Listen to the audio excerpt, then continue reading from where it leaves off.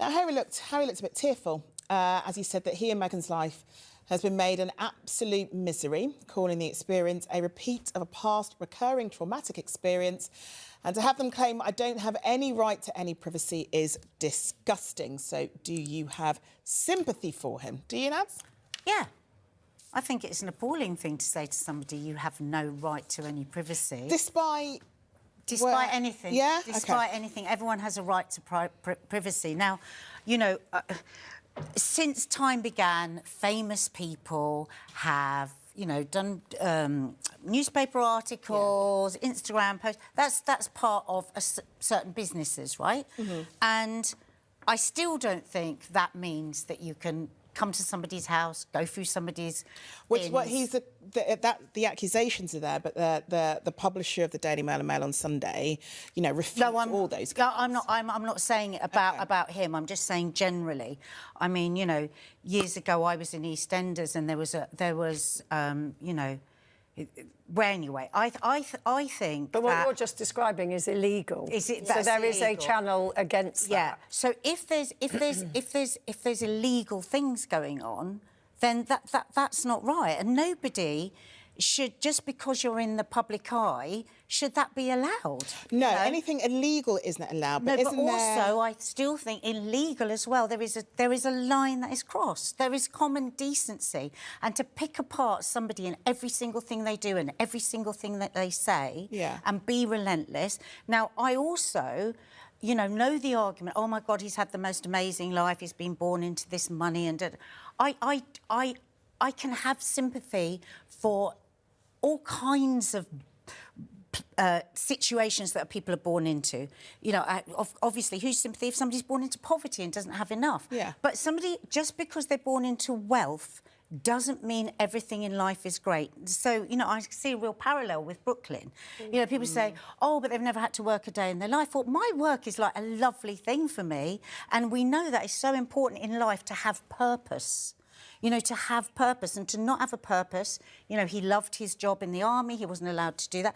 So that's Harry rather than Brooklyn. Whether you like it or not, yeah, Harry. Whether you like it or not, has been hounded. Yeah, but Jane, as someone who sort of has also worked some major work for the press, and still does, is there a balance there that perhaps we all have to understand that, yes, he cannot control the family that he's been born into, but there are huge positives that come with the family that he's been born into, well, there's lots of factors at play here. This is an ongoing court case, so at the minute we're only hearing one side of it.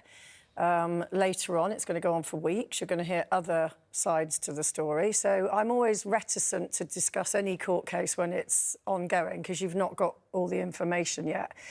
If we're just talking parking illegality and just talking about life in the spotlight and whether you have a right to privacy, if you are inside your own home, yes, you know, you can't be photographed inside your own home. There are a lot of restrictions.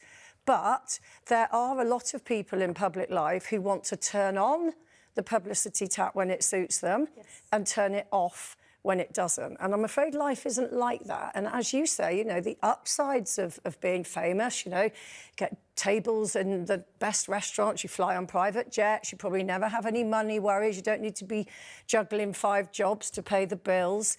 Yes, there is a downside to that, but there are a lot of A-listers who lead relatively private lives because they behave that way accordingly in their private life. If you're just going about your daily business, there's nothing to see. But, you know, Prince Harry saying about how he and his wife have been commercialised, they've got a series on Netflix. They're selling jams off the back of their name. They're commercialising themselves. So to then turn around and say, well, we can do it, but nobody else is allowed to. And Brooklyn talking about, I now want privacy. OK, come off Instagram.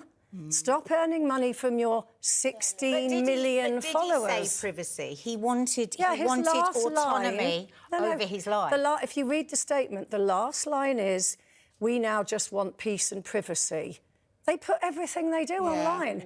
So it's like, what is it? And I think that things get conflated here. We talk about the press.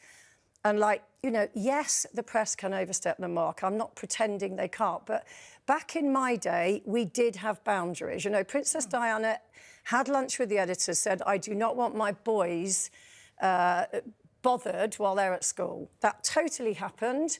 But now what's happened, you know, and we would do things when we would be on trips with them. We would say, OK, if you pose on day one, we will leave you alone for the rest of the trip. That happened.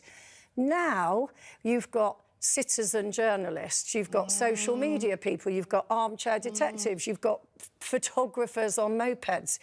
It's not the press as we know it. So this case is about the press, yes. But in general, the overstepping of privacy lines now is the cat is out of the bag. Oti, do you feel sorry for Harry? Can you see that balance? I can see the balance, and as a human being, I do feel really sorry that he doesn't have that power over his privacy or as much as he would like. But again, from the perspective of the press, I feel like when you want to promote something, you can't just have them, and then when you want your privacy, they should go away. That's just not how it works. Why not, though? We just always say that, but why not? Because we're not there as a service. Yeah. No, but to service, if you want to promote something, oh, OK, thanks, we'll promote that but whether for you. you're on a show or whether you're in a newspaper, everybody is serving each other. You know, if you do an article exactly, in a paper, but you being on our social media website, you are the clickbait that fills their coffers. Exactly. And don't pretend that the public are not. But the public are part of it. The public click. Yes. The public create the wealth that then makes people do it again and again and again. I still don't think that means that you have a right to everything. You don't put things on social media not wanting people to see it, do you? Well, no, of course not. Like, we don't come on here. Like, we wouldn't have a guest. We would have a guest here because we wanted to speak to them. But that doesn't give me a right beyond that. No, but you do amazing social media stuff, you know, like in your underwear or whatever, to do body positivity, and it's all brilliant. But if you're then photographed on a beach in your bikini, you can't complain. But I wouldn't. Well, there you are. But I wouldn't. But I wouldn't. So what these guys are doing, a lot of them, is complaining about stuff that they themselves do.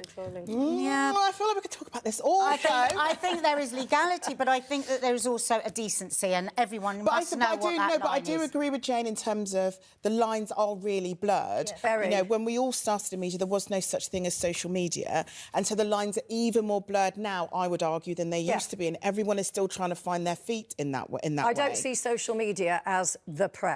No. They're two very different things.